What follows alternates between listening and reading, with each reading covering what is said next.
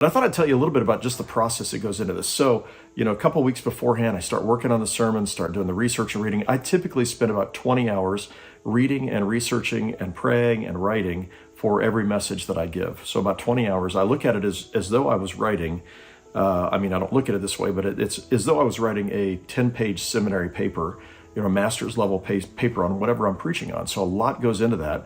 I have footnotes. I've got it where it could be, it could be published at some point.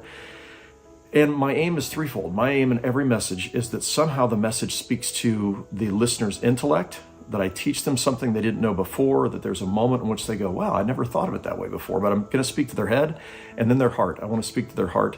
And that's partly the Holy Spirit's work and partly what you do as a pastor and the stories that you tell or the way that you tell things.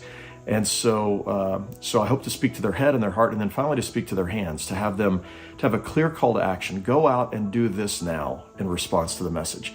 And these messages, my aim is to speak, to represent, if you will, God, to represent Jesus, to represent what the scriptures say well, and then to apply it to daily life. So head, heart, and hands.